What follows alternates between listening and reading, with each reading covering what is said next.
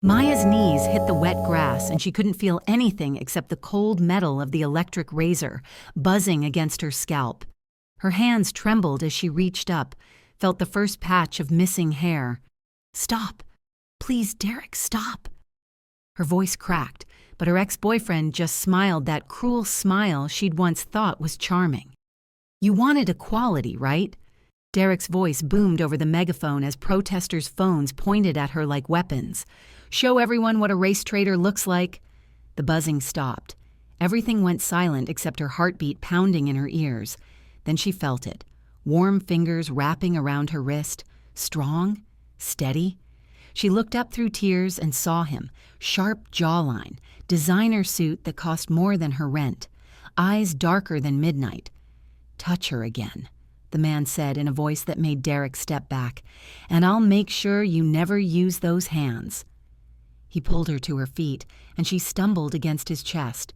His cologne, expensive cedar and smoke, filled her senses.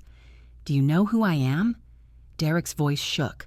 The stranger smiled, cold and deadly. "Kim Tae-hyung, and you just humiliated someone under my protection." He looked down at Maya, and something shifted in those dangerous eyes. "You're coming with me." Before she could protest, before she could think, he led her through the crowd of shocked faces. His hand never left hers. That was the moment everything changed. 30 minutes earlier. "You don't have to go to this protest," Shanice said, braiding her locks in Maya's bathroom mirror. Her reflection showed concern etched across dark brown skin, eyes narrowed with that protective energy only a best friend could summon. "Derek's gonna be there with that new girlfriend of his. You know, the one he cheated on you with?" Maya pulled her natural curls into a high puff, staring at her reflection.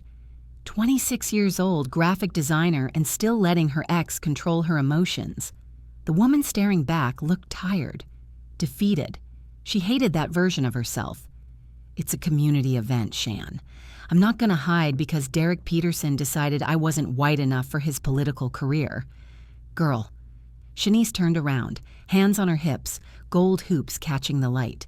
"He literally told you that you were too ethnic for his campaign image.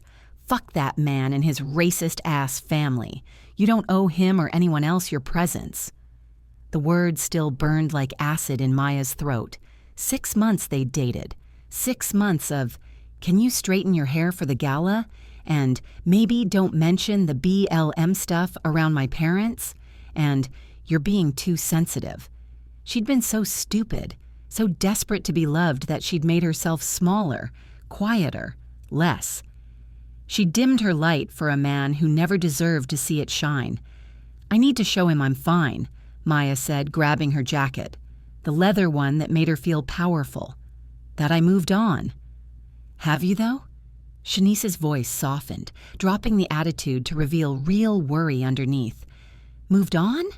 Because moving on means healing, babe, not performing strength you don't feel." Maya didn't answer. They both knew the truth. She hadn't moved on. She was still angry, still hurt, still broken from loving someone who'd treated her culture, her identity, her very existence as an inconvenience. The apartment felt suddenly too small, too full of memories. Derek had been here, in this space, leaving his mark on her life like a stain she couldn't wash out. "Let's just go," Maya finally said. "Get it over with." Shanice studied her for a long moment, then sighed. "Fine, but I'm right beside you, and if that man steps out of line, I'm throwing hands. Don't care about his political career." Maya managed a smile. "Deal." The protest was bigger than expected. Hundreds of people filled Riverside Park, signs everywhere. Justice for all. End police brutality. Black Lives Matter. No human is illegal. The energy thrummed through the crowd, voices rising in chants, solidarity thick in the autumn air. Maya felt it, that connection to something larger than herself. This was why she'd come. To remember she was part of a community, not just Derek's discarded ex. Then she saw him. Derek stood on a makeshift stage, megaphone in hand, his new girlfriend Melissa beside him, Blonde hair perfectly styled, blue eyes scanning the crowd. Everything Maya wasn't, wrapped up in white privilege and conventional beauty standards. Derek looked good. He always did. Tall, fit, that politician smile plastered across his face like a mask. Their eyes met across the crowd. His smile faltered, then widened into something cruel. "There she is!" Derek's voice cut through the chants like a knife. He jumped off the stage, Melissa following with her phone already recording. "My ex-girlfriend, everyone. The one who tried to use me for my connections." Maya's heart dropped into her stomach. People turned to stare. Phones rose. The solidarity she'd felt moments ago evaporated as she became the spectacle. "What are you? Derek, don't do this." Her voice came out weak, pathetic. "You're a fraud," Derek continued, circling her like a predator stalking wounded prey. The crowd pressed in, curious, excited for drama. Pretending to care about social justice while dating a white man for his money, using the movement for personal gain. Isn't that right, Maya? "I never. You're lying. I loved you."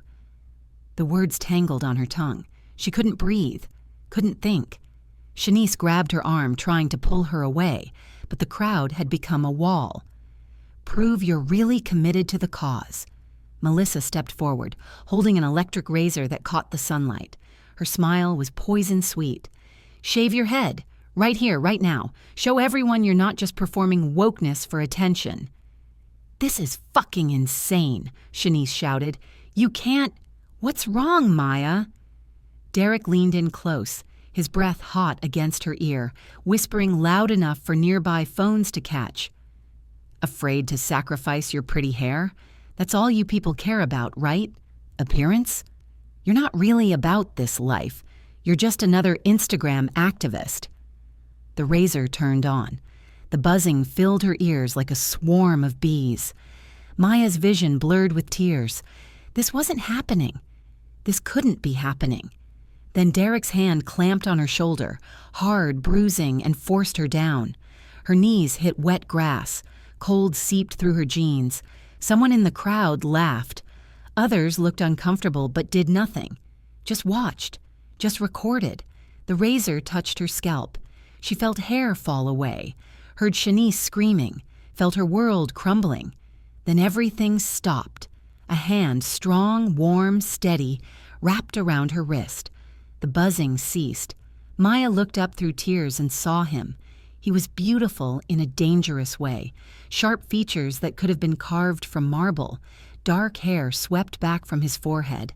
A suit that probably cost more than her car. But it was his eyes that held her. Deep brown, almost black, burning with controlled fury. "Touch her again," the man said quietly, but his voice carried like thunder. "And I'll make sure you never use those hands." Derek stepped back, face draining of color. "Do you know who I am? My father is—" "I don't care if your father is the president." The stranger pulled Maya to her feet effortlessly, his other hand going to her lower back to steady her.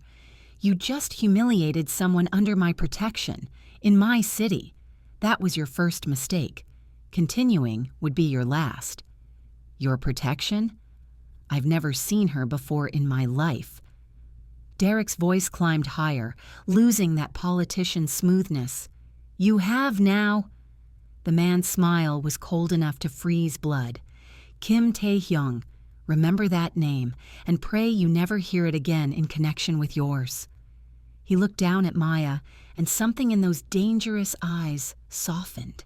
Just slightly, just enough to make her breath catch. "You're coming with me."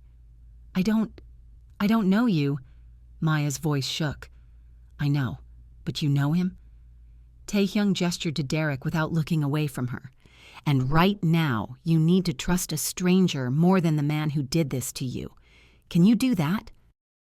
Maya looked at Derek, at the rage and fear warring on his face, at Melissa recording everything with gleeful malice, at the crowd that had watched her humiliation without intervening. Then she looked back at the stranger, at Taehyung, and nodded. His hand tightened on hers, gentle but firm, and he led her through the parting crowd. People stepped aside quickly, some recognizing him, fear flickering across their faces. Shanice followed, shooting death glares at anyone who stared too long.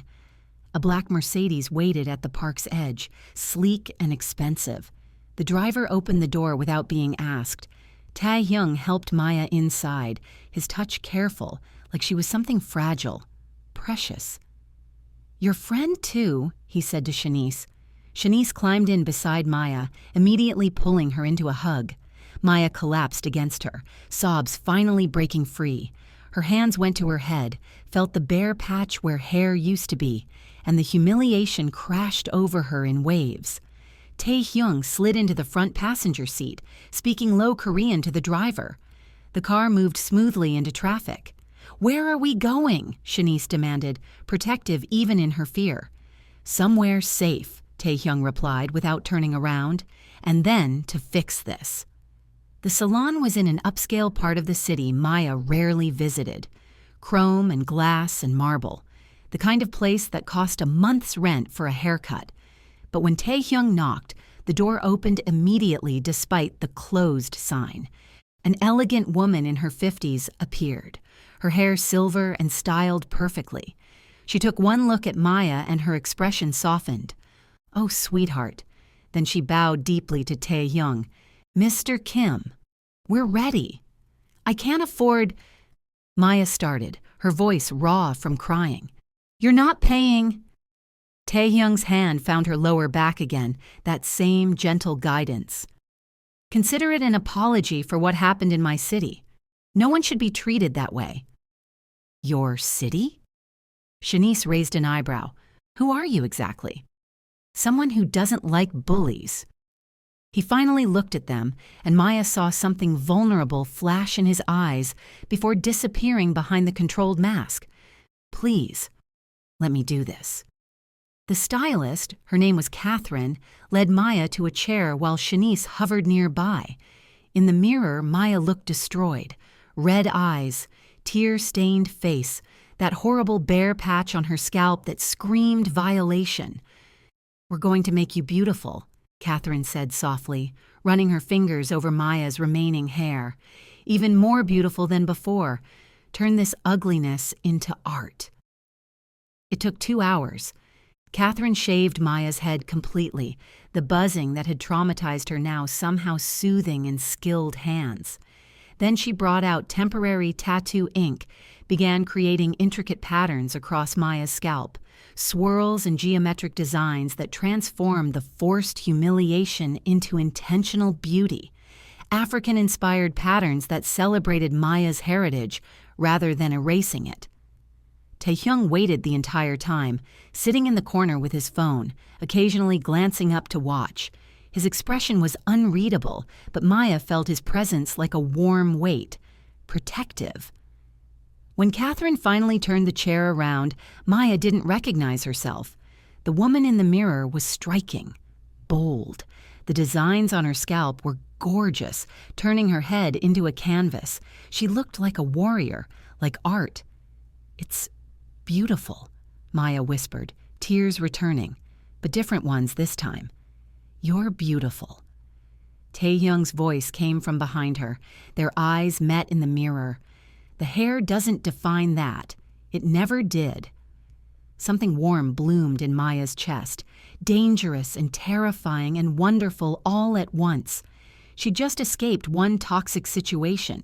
She couldn't fall into another. Couldn't trust a stranger just because he saved her. That's how fairy tales ended badly. "Thank you," she said, turning in the chair to face him directly, "for everything. But I should go, back to my life." "The life where your ex publicly humiliates you?" His jaw tightened. "What happens tomorrow when the videos go viral, when he decides you haven't suffered enough?" Maya's stomach dropped. She hadn't thought about that, about the phones recording, about becoming the internet's next victim. "Shit," Shanice breathed. "He's right. This is going to be everywhere. I have a proposition."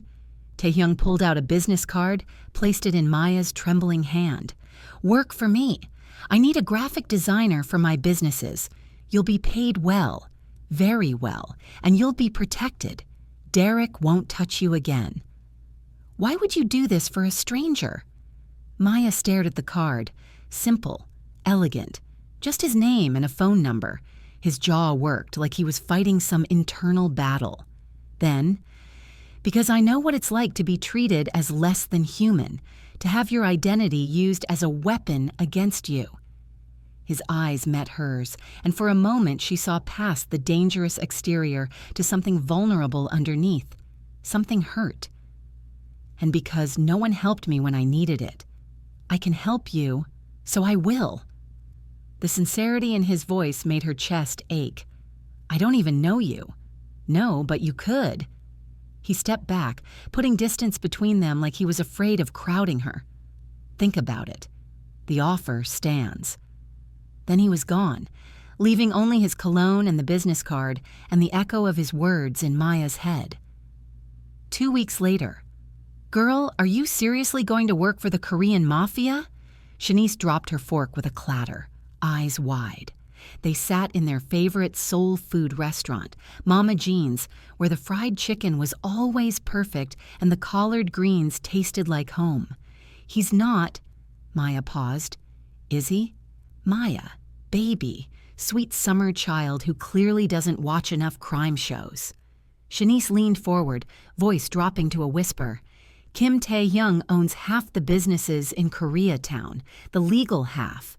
Nobody knows exactly what else he controls, but people don't cross him. Ever. There are rumors about what happens to people who try." "What kind of rumors?" "The kind that end with people disappearing or leaving the city in the middle of the night." Shanice grabbed Maya's hand. "I'm not saying he's evil. He saved you. But he's dangerous, and you need to know what you're walking into." Maya had spent 2 weeks researching, found nothing but professional photos and cryptic business registrations. Kim Tae-hyung, CEO of multiple corporations, legitimate on paper. But the forums, the whispers online, painted a different picture. Organized crime, Korean Mafia, a man who built an empire on blood and fear and unwavering loyalty. And yet, "I need the job, Shan. My freelance work dried up after Derek's video went viral. Half my clients dropped me. I'm 2 months behind on rent, and the interview I had last week went nowhere because the hiring manager had already seen me getting humiliated online." "So you're going to work for a man who looks at you like you're his last meal?" Maya's face heated. "He doesn't—" "Honey, I was there. I saw how he looked at you in that salon, like you were the only person in the universe." Shanice squeezed her hand. "I'm not saying don't do it. I'm saying be careful. Men like that, powerful, dangerous, mysterious, they don't do anything without a reason. What does he really want from you?" Maya had wondered the same thing, stared at his business card for 14 days straight, picking up her phone and putting it down, arguing with herself. Her phone buzzed. Unknown number. Tomorrow. 9 a.m. Address attached. Wear something professional. KT. Her heart stuttered, racing like she'd run a marathon. "That him?" Shanice's grin was knowing. "Girl, your face says everything." "Shut up." But Maya was smiling, terrified and excited and completely unsure. "I'm doing this. Then I'm coming with you to check out the office, make sure it's legitimate." Shanice's expression turned serious. "If anything feels wrong, we leave. Deal?" "Deal." But Maya already knew she wouldn't leave. Something pulled her toward Kim Tae-hyung like gravity, something inevitable. The office, Tae-hyung's office, occupied the top 3 floors of a skyscraper downtown, glass and steel reaching toward the sky. The elevator required a key card to access the executive level, security that made Shanice whistle low. Damn, this man isn't playing. The doors opened to reveal sleek, modern elegance. Floor-to-ceiling windows overlooked the city. Minimalist furniture in black, white, and chrome. Abstract art that probably cost more than Maya's student loans. Everything screamed power and money and control. A receptionist, young, beautiful, professional, smiled at them. "Ms. Thompson, Mr. Kim is expecting you. Top floor. Ms. Williams, you're welcome to wait here." Coffee? Please, Shanice said, settling into a leather chair that probably cost thousands. And maybe some gossip about the boss? The receptionist's smile became knowing. He's fair, demanding, generous to those who work hard, and very, very protective of his people. Her eyes flicked to Maya. You'll be safe here. The elevator to the top floor felt like ascending to another world. Maya's reflection stared back at her in the mirrored walls, her natural curls out in full today, gold hoops in her ears, a simple black dress that looked professional but felt like armor. The designs on her scalp had faded, but she'd gotten them redone permanently, a reminder, a reclamation. The elevator opened directly into an office that took her breath away. 3 walls of windows. The city spread out below like a kingdom. And behind a massive desk sat Tai Hyung, reading something on his tablet, dark suit fitted perfectly to his frame. He didn't look up when she entered, just said, "You're early. I'm punctual." Maya clutched her portfolio. Professional. She could do professional, even if he looked like sin personified in tailored wool. Sit. She sat in the chair across from him, back straight, chin up. Refused to be intimidated by the power dynamics, by the view or the office or the man who occupied it all, like a king on a throne. He finally looked up, and the intensity of his gaze made her breath catch. Dark eyes that saw too much. Your work. She slid the portfolio across the desk, watched his face as he flipped through pages, brand designs she'd created for small businesses, community organizations, nonprofits. Nothing glamorous, but meaningful. Work that mattered. His expression gave nothing away, just those eyes scanning each page with focused attention. The silence stretched, broken only by the whisper of turning pages and Maya's racing heartbeat. "You're talented," he finally said, closing the portfolio. "Wasted on the clients you've been working with." "Beggars can't be choosers." The words came out sharper than intended. "You're not a beggar, Maya." Her name and his voice sent shivers down her spine. "You're an artist. An artist deserved to be valued, not exploited." He stood, walked to the window. Backlit by morning sun, he looked almost unreal. Too perfect, too dangerous. "I'm expanding my businesses, new clubs, high-end restaurants, a boutique hotel chain. I need someone who understands identity, brand, power. Someone who can create visual stories that speak to multiple demographics without alienating any. That's a massive project. You'll have a team. Budget isn't a concern, but you'll lead." He turned, and the light made his eyes appear softer, almost warm. "And you'll report directly to me." Why me? The question that had haunted her for 2 weeks. You could hire anyone, established firms, people with better credentials. Because you understand what it means to exist between worlds. His voice dropped, intimate despite the distance. To be judged for things you can't control. To fight for your place in spaces that don't want you. I need that perspective, that fire. The air between them felt charged, heavy with words unspoken. Maya's hands trembled in her lap. "What's the salary?" He named a number that made her dizzy. Triple what she'd been making freelance. More than enough to pay rent, student loans, save money for the first time in her life. That's generous.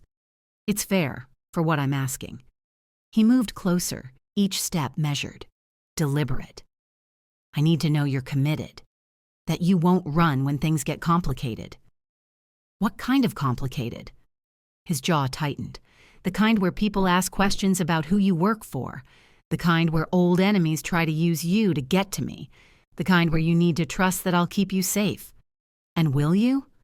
Maya stood, meeting his eyes. "Keep me safe?" "With my life." No hesitation, just absolute certainty that made her knees weak. "Then I accept." Something flashed in his eyes. Relief. Satisfaction, before the mask slipped back into place. "Good. You start today." 3 weeks into the job, Maya's new office was absurd. Private space with a view, custom desk, top-of-the-line equipment, a salary that made her cry when she saw the first direct deposit. And she worked harder than she ever had, creating brand identities that merged Taehyung's Korean heritage with urban American aesthetics, modern meeting traditional, East meeting West, creating something new from the fusion. Her team was small but talented. 3 other designers who treated her with respect, bordering on deference. Like working for Kim Taehyung's personal project meant something significant in ways Maya was only beginning to understand. But it was the moments between work that destroyed her carefully maintained boundaries. Like now, 9 p.m. on a Thursday, most staff gone. She was finishing mock-ups for the new restaurant chain when her stomach growled loud enough to echo through the empty floor. A knock. Not waiting for permission, Taehyung entered carrying takeout bags that smelled like heaven. "You missed dinner." "I'm busy." "Eat." He set the food on her desk. Korean barbecue, kimchi, japchae, rice. Enough for 3 people. "You're no good to me if you collapse from malnutrition." "So romantic," Maya muttered, but opened the container. The first bite made her moan. Perfectly seasoned. Restaurant quality. He sat in the chair across from her desk, watched her eat with an intensity that should have been creepy but somehow felt intimate, like he was memorizing her. "Why are you really here?" Maya asked between bites. "You don't personally deliver food to all your employees, do you?" "No." His fingers drummed against the armrest, the only sign of tension in his otherwise controlled demeanor. "I don't." "Then why me? And don't say it's because I work hard. You have hundreds of employees." His eyes held hers. "Because you're different." "How?" "You look at me like I'm human. Not a monster or a god or a means to an end, just a man." His voice dropped. "Do you know how rare that is?" Maya's heart hammered against her ribs. "You are just a man." "No, I'm not." Bitterness crept into his tone. "I'm Kim Taehyung. I'm my father's legacy and my family's shame and 1,000 rumors that might be true. I'm the man people fear and obey, but never truly know." "Then let me know you." The words escaped before she could stop them. "If you want to be human, be human. Stop hiding behind power and mystery." For a long moment, he just stared at her. Then, so quietly, she almost missed it. "I want to. God, I want to." The confession hung between them like a bridge. Maya set down her food. "Then start now. Tell me something real." He was quiet so long she thought he wouldn't answer. Then, "I hate kimchi." She blinked. "What?" "Everyone assumes I love it because I'm Korean. It's in every business lunch, every cultural event, but I hate the taste." A small smile ghosted across his lips. "My mother used to make it fresh. The smell reminds me of her, of losing her. So I hate it, but I eat it anyway because refusing feels like forgetting her completely." Maya's chest ached. "I'm sorry. How old were you?" 15. Cancer. The words were clipped, controlled. "My father followed 6 months later. Heart attack, the doctors said, but I think he just gave up. Couldn't survive without her." "That's when you took over." "Yes." He met her eyes. 15 years old and suddenly responsible for an empire built on blood and loyalty and fear. I've been playing a role ever since." "Who are you when you're not playing it?" His smile turned sad. "I don't remember anymore." Maya stood, moved around the desk, stood close enough to feel his body heat, close enough to be dangerous. "Maybe you could find out." He looked up at her, and the vulnerability in his expression stole her breath. "Maybe I could." Neither moved. The moment stretched, taut with possibility. Then Taehyung stood abruptly, stepping back. "Finish eating. I'll drive you home." "Taehyung, please, let me do this one normal thing." His jaw clenched. "Let me pretend I'm just a man taking a woman home, not everything else." So she did. Let him drive her to her new apartment, the one he'd insisted she move to after her landlord had tried to evict her following Derek's video. Let him walk her to her door. Let him stand too close in the dim hallway, his presence overwhelming. "Thank you," she whispered, "for dinner, for caring." His hand came up slowly, giving her time to pull away. His fingers brushed her jawline, calloused and warm. The touch lasted a heartbeat but burned like a brand. "Good night, Maya." Then he was gone, leaving her trembling and wanting and completely terrified of what she was feeling. The next day, "So he touched your face and then left?" Shanice's voice over the phone sounded personally offended. "Girl, that man has it bad for you. It was just, he was being nice." Maya paced her living room, unable to sit still. "Maya, honey, men like Kim Tae-hyung don't do nice without reason. He wants you. Bad. And you want him right back, so why are we pretending?" "Because he's my boss. Because it's inappropriate. Because I just got out of a toxic relationship and I won't fall into another power imbalance situation." Derek was toxic because he was a racist, manipulative piece of shit who diminished you, Shanice said firmly. Taehyung literally saved you, gave you a job, respects your work, and looks at you like you hung the moon. Those aren't the same. But what if nothing? You're scared. I get it. But don't let Derek's shit poison something that could be good, really good. Shanice's voice softened. "Just don't close yourself off, okay? Not everyone is going to hurt you." Maya wanted to believe that, but trust felt impossible after everything. The club incident, Friday night, 11 p.m. The new club's grand opening was packed wall to wall. Maya stood near the VIP section, watching her designs come to life. Neon accents inspired by Seoul Street art, traditional Korean patterns reimagined in modern contexts, lighting that shifted colors to match the music's mood. People loved it. Dancing bodies moved in rhythm, drinks flowed, energy pulsed. "You did this?" A deep voice spoke beside her. She turned to find a beautiful Korean man, softer features than Tae-hyung, warm smile, eyes that crinkled kindly. "I'm Jimin. Park Jimin, Taehyung's business partner." "Maya Thompson. I'm the designer." "I know. Tae talks about you constantly." Jimin's smile widened. "Want a drink? On the house, obviously. You earned it." They talked for an hour. Jimin was easy in ways Taehyung wasn't. Funny, charming, openly flirtatious but respectful about it. He made her laugh, asking about her design process, sharing stories about growing up with Taehyung. "He was always serious," Jimin said, sipping his whiskey. "Even as kids. Had to be the responsible one. But sometimes, rarely, you'd see him smile for real, not the business smile, the one that reached his eyes." He looked at Maya meaningfully. "I've seen that smile more in the last month than the last 5 years. Maya's face heated. "I'm sure—" Then she felt it, the prickling awareness that someone was watching. She turned. Across the club, surrounded by men in expensive suits, stood Taehyung. But he wasn't networking or observing the crowd. He was staring at her. At Jimin's hand resting casually on her arm, his expression was stone, but his eyes burned with something that made her stomach drop. Jealousy, pure and possessive and barely contained. "I should go," Maya said quickly, pulling her arm away from Jimin. "Did I say something wrong?"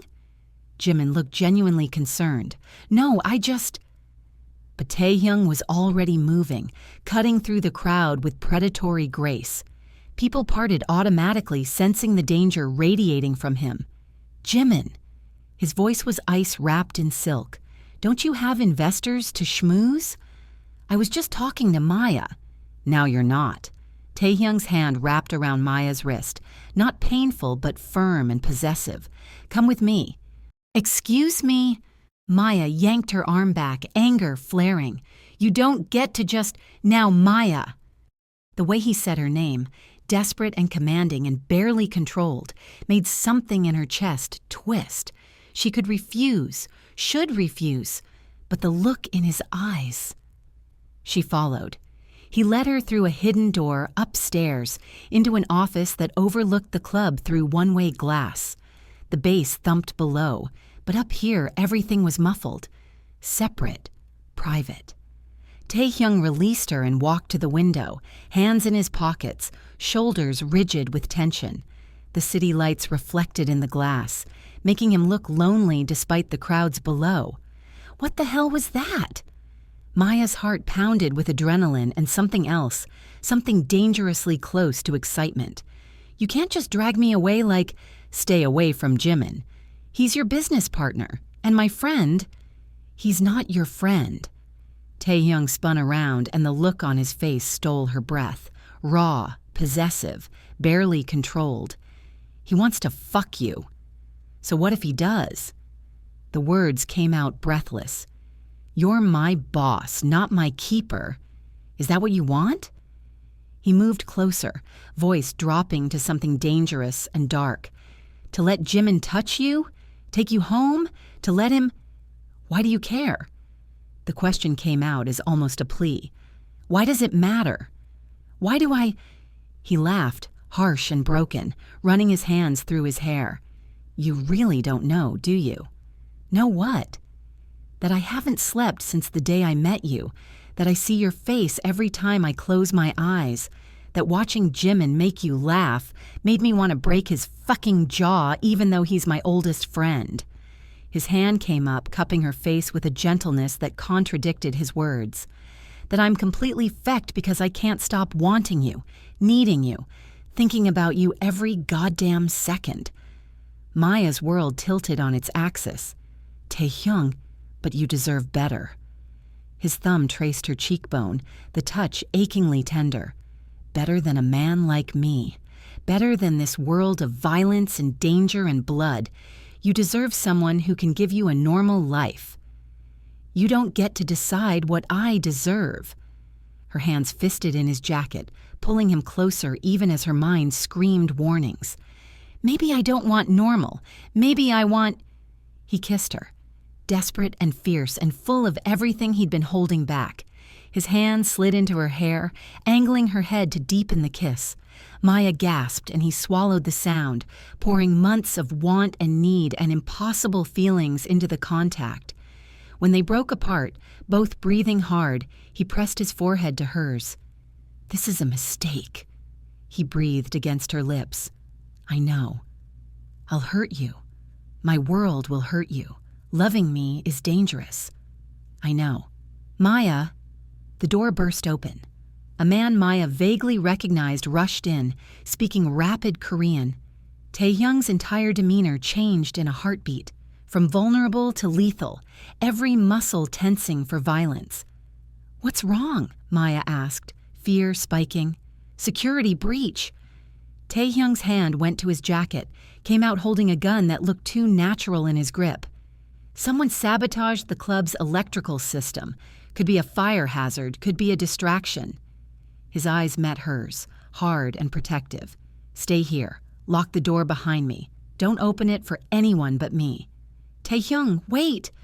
But he was already gone, and she was alone with her racing heart and the taste of him still on her lips. The confrontation, 2:30 a.m. Maya waited for 3 hours, paced the office, watched through the glass as staff evacuated the club, as fire trucks arrived, as Taehyung moved through the chaos like he was born for it, commanding, controlled, taking charge. When he finally returned, his knuckles were bloody, tie gone, shirt partially unbuttoned. He looked exhausted and dangerous and so beautiful it hurt. Are you okay? She rushed to him, grabbing his hands to examine the damage. What happened? Whose blood? Mine, the other guy's. It's handled. He let her turn his hands over, study the split knuckles. Derek? Her blood turned to ice. What? Your ex hired someone to vandalize the club. Thought he could destroy your work, hurt my business, prove some kind of point about you being a fraud. Taehyung's voice was flat, emotionless, the voice of someone who'd done terrible things and felt nothing about it. He was wrong. Oh my God, is he alive? Unfortunately, his lips curved in something too cold to be a smile. But he's in police custody, multiple charges, and I have lawyers who will make sure he never sees daylight as a free man again. How did you— I have resources, and I protect what's mine. His eyes met hers, fierce and possessive. He won't bother you again, ever. I made sure of it. Maya should be horrified, should question what "I made sure of it" actually meant. But all she felt was relief, safety, like the weight that had been crushing her for months finally lifted. "Thank you," she whispered. "Don't thank me for doing what I should have done the first day." His hands cupped her face, thumbs stroking her cheekbones. "Come home with me. Stay tonight. I need to know you're safe. Taehyung, please." The word sounded foreign in his mouth, like he rarely said it, like asking for anything was painful. "Just tonight. I swear I won't. I just need you close. Need to know you're okay." She should say no, should maintain boundaries, should protect her already battered heart. "Okay," she whispered instead. Taehyung's penthouse. The confession. The penthouse was massive, modern architecture, floor-to-ceiling windows overlooking the city that never slept. But despite its size, it felt empty, cold, like a showroom instead of a home. "Guest room is down that hall," Taehyung said, pouring whiskey at the bar with slightly shaking hands. "You'll be safe here. No one gets past building security without my permission." "What about you?" Maya moved closer, watching him down the drink in one swallow. "I'll be fine, always am." "You're bleeding." "It's nothing." But when she reached for his hands again, he didn't pull away. Let her examine the split knuckles, the scraped skin, evidence of violence done in her name. "Sit. Let me clean these." When he hesitated, she added, "Please." He sat on the leather couch. She found a first aid kit in the bathroom, surprisingly well stocked, and returned to kneel between his legs. The position felt intimate, dangerous. His thighs bracketed her body, close enough to touch. Her hands trembled as she cleaned the blood away. His eyes never left her face, that intense focus that made her feel seen, valued, important. "You don't have to be afraid of me," he said softly. "I'm not." She wasn't. Even knowing what he was, what he'd done, she wasn't afraid. "I'm afraid of how you make me feel." "And how's that?" "Safe, valued, seen." She taped a bandage over the worst cut. "Like I matter." His hands came to her waist, pulled her up and onto his lap in one smooth movement. She straddled his thighs, suddenly breathless, hyper-aware of every point of contact. "You do matter." His grip tightened. "More than you should, more than is safe for either of us." "Tell me why. Why me?" He was quiet for a long moment, then, "Because you're real. In a world of people who want something from me, power, money, protection, fear, you just wanted to be treated with basic human dignity. You didn't know who I was, didn't care about my reputation. You just looked at me like I was a man who could choose to do the right thing. And his voice cracked slightly. "I wanted to be that man, for you." Maya's chest ached. "You are that man." "No, I'm not." His forehead dropped to her shoulder. "I've killed people, Maya, hurt people, made choices that keep me awake at night. I run an organization built on violence and fear. I'm not good. I'm not heroic. I'm just human," she finished. "Complicated and flawed and human." He pulled back, eyes searching hers. "You should run. Get as far from me as possible." "Is that what you want?" "What I want is irrelevant. You deserve better. Stop telling me what I deserve." She cupped his face, made him look at her. "I'm a grown woman. I get to decide what I want, who I want, and I want—" He kissed her, slower than before, tender, like she was something precious he was afraid to break. His hands cradled her face, thumbs stroking her cheekbones, and Maya melted into him. When they finally broke apart, he rested his forehead against hers. "Stay. Not just tonight, stay with me. Okay. That night, she slept in his guest room, but she felt his presence through the walls, protective, constant, safe. And for the first time since Derek's betrayal, Maya slept deeply, peacefully. Epilogue, 3 months later. The private ceremony was small. Just Shanice and Jimin, who'd become close over the past months, their own romance blossoming. Just Taehyung's inner circle. Just the people who mattered. Maya wore a simple white dress, her natural hair styled in goddess locks cascading down her back. Taehyung looked devastating in a tailored black suit, hair perfectly styled, but his eyes held only her. They exchanged vows in Korean and English, promises that made Maya cry, and Taehyung's voice shake. "I promise to protect you," he said, sliding the ring onto her finger, "to cherish you, to love you with everything I am. You saved me, Maya. You made me remember what it feels like to be human, to hope, to love. And I'll spend every day earning the gift of your love." "I promise to stand beside you," Maya whispered through tears, through darkness and light. "You're not a monster, Taehyung. You're my partner, my home, my everything, and I'll love you until my last breath." When they kissed, Shanice cheered loud enough to wake the dead, and even stoic Jimin had suspiciously bright eyes. The reception was held at Taehyung's penthouse, transformed with flowers and lights and warmth. Maya stood with Shanice on the balcony, looking out at the city that had become their home. "Can you believe this?" Shanice grinned. "6 months ago you were getting humiliated in a park. Now you're married to the most powerful man in the city and running a successful design firm. Feels like a dream. A good one. The best." Maya squeezed her friend's hand. "Thank you for everything."